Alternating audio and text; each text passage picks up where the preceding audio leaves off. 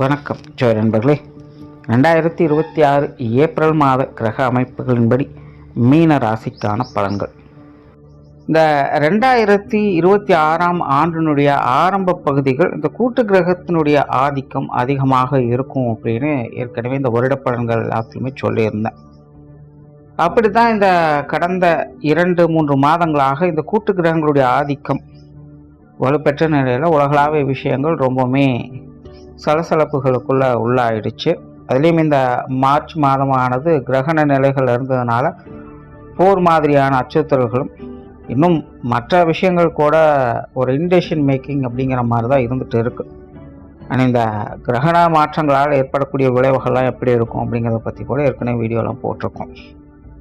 ஆனால் இந்த ஏப்ரல் மாதம் அப்படின்னு பார்த்தோம்னா இந்த கூட்டு கிரகங்களுடைய ஆதிக்கம் அப்படிங்கிறது சற்று விலக ஆரம்பிக்குது. அதாவது முழுவதுமாக விலகிறது இல்லை, பட் இது வரைக்கும் ஒன்றாக இருந்த கிரகங்கள் அப்படிங்கிறது இனி அப்படியே நகர்ந்து விலகி போக ஆரம்பிக்குது. ஆனால் இந்த ஏப்ரல் மாதம் அப்படிங்கிறது கடந்த 2-3 மாதங்கள் இருந்த மாதிரி பெரிய அளவு ஸ்ட்ரெஸ் எல்லாம் இருக்காது. ஓரளவுக்கு எல்லா விஷயங்களுமே ஒரு கம்ஃபர்ட் ஜோனுக்கு வரத்தான் ஆரம்பிக்கும். பட் இன்னும் முழுவதுமாக பெரிய அளவில் கிரகங்கள் விலகலை அப்படிங்கிறதுனால அடிக்கடி ஏதாவது ஒரு பதட்டம் அடைகிற மாதிரி நியூஸுக்குள்ளே கொடுத்துக்கிட்டு தான் இருப்பாங்க. பட் இருந்தாலுமே நாரதர் கழகம் நன்மையில் முடியும் அப்படிங்கிற மாதிரி தான் விஷயங்கள் எல்லாமே மாறும். அதனால் இந்த உலகளாவிய விஷயங்கள் அப்படின்னு பார்க்கும்பொழுது இந்த மாதம் ஓரளவுக்கு எல்லாமே கொஞ்சம் கட்டுப்பாட்டில் வரும் அப்படின்னு சொல்லலாம். பட் ஆரம்பத்தில் கொஞ்சம் அப்படி இப்படின்னு சொல்லுவாங்க. பட் இருந்தாலுமே அதெல்லாம் பெரிய தாக்கத்தை எதுவும் ஏற்படுத்தாது. பட் இந்த மாதம் இயற்கை சீற்றங்களில் கொஞ்சம் கவனமாக இருக்கணும். பொதுவாக சித்திரை மாதம் கத்திரிவேல் கொளுத்தி எடுக்கும் அப்படிங்கிறது தான் எல்லாத்துக்கும் தெரியும். பட் போன வருடம் பார்த்தீங்கன்னா சித்திரை மாதம் நல்ல மழை பெஞ்சுது. அதையும் ஏற்கனவே அந்த பலன்களை சொல்லியிருந்தோம். இந்த வருடமும் பார்த்தீங்கன்னா இந்த சித்திரை மாதங்களில் மழை பொழியும். பெரிய அளவில் இந்த வெயிலினுடைய தாக்கம் அப்படிங்கிறது இருக்காது. பட் சித்திரை மாதத்துக்கு முன்கூட்டியே பார்த்தீங்கன்னா இந்த வெயிலினுடைய தாக்கத்தை ஓரளவுக்கு காட்டிட்டு போயிடும். அதனால் இந்த ஏப்ரல் மாதம் நீர் சம்பந்தப்பட்ட விஷயங்களை தான் கொஞ்சம் கவனமாக இருக்கணும்.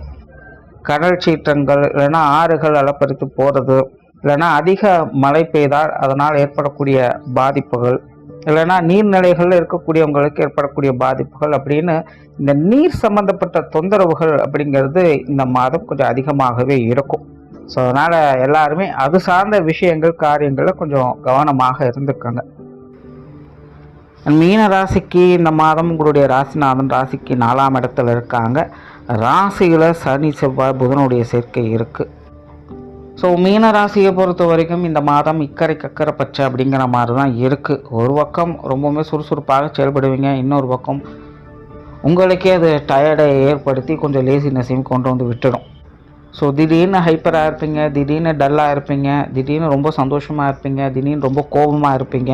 ஸோ எப்போ என்ன ஸ்டேட்டஸில் இருக்கும் அப்படின்னு உங்களுக்கே தெரிய மாட்டேங்குது அப்படிங்கிற ஒரு சூழ்நிலை தான் மீன ராசிக்காரங்க இந்த மாதம் ஃபேஸ் பண்ணிட்டு வருவாங்க. அண்ட் மீன ராசிக்காரங்க இந்த மாதம் பெரும்பாலும் உண்டு வேலை உண்டு இருக்கணும் அப்படின்னு தான் நினைப்பாங்க. ஆனால் இதுக்கு மற்றவங்க உடன்பட்டு வருவாங்களா அப்படிங்கிறது தெரியாது. நீங்கள் சும்மா இருந்தாலும் உங்களை தேடி வந்து வம்பு இழுக்கக்கூடியவங்களும் இருக்கத்தான் செய்வாங்க. ஸோ அந்த மாதிரியான நபர்கள்ட்டனா கொஞ்சம் பார்த்து இருந்துக்கங்க. அண்ட் மீன ராசியை பொறுத்த வரைக்கும் இந்த மாதம் எந்த ஒரு விஷயத்தையுமே முழுமையாக நம்ப வேண்டாம். அது நல்லதாக இருந்தாலும் சரி, கெட்டதாக இருந்தாலும் சரி, எல்லா காரியமும் கரெக்டாக முடிஞ்ச பிறகு அதை எல்லாத்தையும் ஏற்றுக்கொள்ளுங்க. முடியாத பட்சத்தில் இது இப்படி இருக்கும் அப்படி இருக்குன்னு ஒரு அனுமானத்தில் எந்த ஒரு விஷயத்திலும் செய்யாதீங்க. அண்ட் மற்றவங்களுடைய விஷயங்களையும் அப்படி தலையிடாதீங்க. அது உங்களுக்கு கொஞ்சம் சிக்கலையே கொண்டு வரும், அல்லது தேவையில்லாத தடை தாமதங்கள் அதிகம் பார்க்க வேண்டியதாக இருக்கும். அதே போல் மீனராசியை பொறுத்த வரைக்கும் இந்த மாதம் ஆன்மீக விஷயங்கள் காரியங்கள் ஈடுபாடுகள் அதிகமாக இருக்கும். ஆன்மீக சிந்தனைகள் மேலோங்கக்கூடிய ஒரு மாதம் அப்படின்னு சொல்லலாம். இன்னும் சிலருக்கெல்லாம் பார்த்திங்கன்னா இந்த பிரயாண ரீதியான விஷயங்களில் ஈடுபாடுகள் அதிகரிக்கும். தொலைதூர பிரயாணங்கள் தவிர்க்க முடியாதாகவும் இருக்கலாம். கிட்டத்தட்ட காலில் சக்கரம் கட்டி சுற்றுறாங்க அப்படின்னு சொல்கிற மாதிரி மீன ராசிக்காரங்க எங்கேயும் அங்கேயுமாக ஓடிக்கொண்டே இருப்பாங்க. பட் என்னென்னா இது எல்லாமே கொஞ்சம் அலைச்சல் டென்ஷன் தரக்கூடிய ஒரு விஷயங்களாகத்தான் இருக்கும்.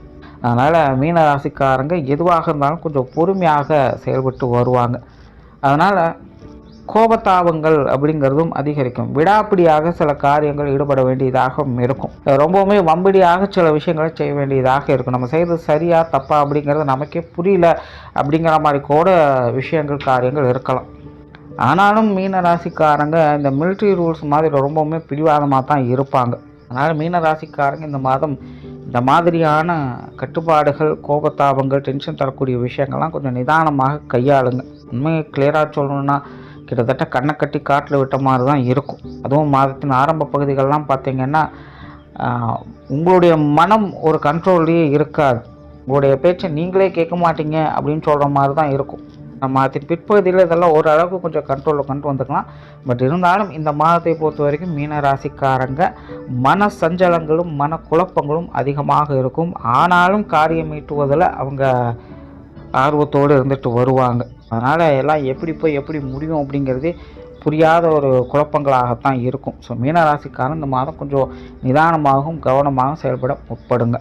தொழில் வேலை உத்தியோகம் சம்மந்தப்பட்ட விஷயங்கள் ஓரளவுக்கு பரவாயில்ல. சிலர்லாம் புதிய விஷயங்களை நோக்கி நகர ஆரம்பிப்பீங்க. புதிய வேலை வாய்ப்புகள், தொழில் வாய்ப்புகள் போன்ற விஷயங்களும் ஓரளவுக்கு சாதகமாகவே இருக்குது. வெளியூர் மற்றும் வெளிநாடு சம்மந்தப்பட்ட விஷயங்களில் கொஞ்சம் கவனமாக இருங்க.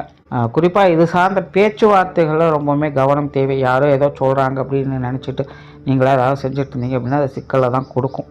அதனால் மீனராசிக்காரங்க இந்த வெளியூர் வெளிநாடு சம்மந்தப்பட்ட விஷயம் கொஞ்சம் நிதானமாக செயல்படுங்க. பொருளாதாரம் சார்ந்த விஷயங்கள் மாதத்தின் முற்பகுதியில் கொஞ்சம் கடினமாகவே இருக்கும். மாதத்தின் பிற்பகுதியில் ஓரளவுக்கு எல்லா விஷயங்களும் சமாளிச்சலாம். பட் இந்த மாதம் மீனராசியை பொறுத்த வரைக்கும் இந்த காசு பண விஷயங்களில் அளவுக்கு அதிகமான ஈடுபாடுகளை காட்டவே செய்வாங்க. அது சார்ந்த தேடல்கள், காரியங்கள் அதிகமாகவே இருக்கும். ஸோ கொடுக்கல் வாங்கல் விஷயங்கள்லாம் கொஞ்சம் கவனம் என்பது தேவை. கடன் சம்மந்தப்பட்ட விஷயங்களும் முடிஞ்ச அளவுக்கு இந்த மாதம் தவிர்த்துக்கங்க. கொடுப்பதாம் சரி வாங்குவதான சரி மீனராசிக்காரங்களுக்கு இது கொஞ்சம் காரசாரமாகத்தான் இருக்கும். ஆகினால் அந்த பொருளாதார விஷயங்களில் மாதத்தின் ஆரம்பத்தில் கொஞ்சம் கவனமாக இருங்க. மாதத்தின் பிற்பகுதிகள் ஓரளவுக்கு நல்லா இருக்குது. சொத்து சுகங்கள், வாகன ரீதியான விஷயங்களும் கிட்டத்தட்ட அப்படி தான். ரொம்ப தேவையில்லாமல் எல்லா விஷயங்களும் இழுத்து தலைமையில் போட்டுக்காதீங்க. கொஞ்சம் நிதானமாக பொறுமையாகவே எதுவாக இருந்தாலும் டீல் பண்ணுங்கள். ஆனால் மீனராசியை பொறுத்த வரைக்கும் இந்த சொத்து சுகங்கள் அசல் சம்மந்தப்பட்ட எந்த ஒரு விஷயங்களாக இருந்தாலும் ஈடுபாடுகள் அதிகரிக்கக்கூடிய ஒரு மாதம் தான். அது சார்ந்த துறைகள் இருக்கக்கூடியவங்கெல்லாம் பார்த்திங்கன்னா ரொம்பவே தீவிரமாக செயல்படக்கூடியவங்களாகவும் இருப்பாங்க. ஆனாலும் பெரும்பாலும் எல்லாமே அலைச்சல் தரக்கூடிய விஷயங்களாகத்தான் இருக்கும். அதனால் ரொம்ப பெரிய ரிஸ்கெல்லாம் இந்த விஷயங்களை எடுக்காதீங்க. இருக்கிற விஷயங்கள் இருக்கிறபடி பார்த்துட்டாலே பெரிய விஷயம்தான். குடும்ப விஷயங்கள், காரியங்கள் இந்த மாதம் ஒரு கலவையான நிலைகளில் தான் இருக்குது. ஒரு பக்கம் குடும்ப பொறுப்புகள் அப்படிங்கிறது அதிகரிக்கும். இன்னொரு பக்கம் குடும்பத்துக்குள்ள விரயங்கள், செலவுகள் அதிகமாகவும் இருக்கும். அதே நேரம் குடும்பத்துக்குள்ளே கொஞ்சம் கூச்சல் குழப்பங்கள் அப்படிங்கிறதும் இருந்து கொண்டு தான் இருக்கும். அதனால் குடும்ப விஷயங்கள், காரியங்கள், குடும்ப உறவுகளில் ஏற்படக்கூடிய கான்வர்சேஷன் எல்லாத்தையுமே கொஞ்சம் நிதானமாகவே டீல் பண்ணுங்கள். ஏன்னா உங்களுக்கே தெரியாமல் நீங்கள் ஏதாவது ஒன்று சொல்லிவிடுவீங்க. அது மற்றவங்களுக்கு காயத்தை ஏற்படுத்தலாம். பட் அதெல்லாம் நீங்கள் தான் சொன்னீங்களா இல்லையா அப்படிங்கிறது உங்களுக்கே தெரியல அப்படிங்கிற மாதிரி தான் இருக்கும். அதனால் குடும்ப உறவுகிட்ட இந்த பேச்சுவார்த்தைகள்லாம் கொஞ்சம் கவனமாகவே இருங்க. திருமண அமைப்புகள், புத்திரவாக்கிய அமைப்புகள் சாதகமாகவே இருக்குது. உடல்நலம் சார்ந்த விஷயங்களையும் மீனராசிக்காரன் கொஞ்சம் கவனம் எடுத்துக்கங்க. உடல்நல விஷயங்கள் கொஞ்சம் தேவையில்லாத தொந்தரவுகள், அலைச்சல், சிரமங்கள் போன்ற விஷயங்கள் அதிகமாகவே இருக்கும்.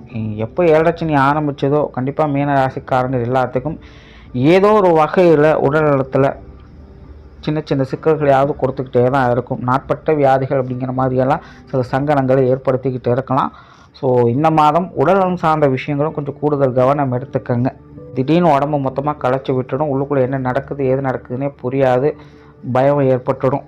தேவையில்லாத மருத்துவரம் அப்படிங்கிற மாதிரி கூட சில விஷயங்களை சொல்லலாம். எல்லாம் நல்லா தானே திடீர்னு இப்படி ஆயிடுச்சு, கடைசி இப்படி போயிட்டு இப்படி வந்ததுக்கு எல்லாம் சரியாயிடுச்சு, 10 ரூபா செலவுடைய நேரம் போல இருக்குது அப்படின்னு நினச்சிக்க வேண்டியதாக தான் இருக்கும். ஆனால் உடல்நல விஷயங்களும் கொஞ்சம் கவனமாக இருக்குது. குறிப்பாக இந்த உஷ்ண ரீதியான தொந்தரவுகளில் கூடுதல் கவனம் என்பது தேவை. மாணவர்களுக்கு கல்வி வித்தை சம்பந்தப்பட்ட விஷயங்கள் அலைச்சலோடு ஆதாயம் இருக்குது.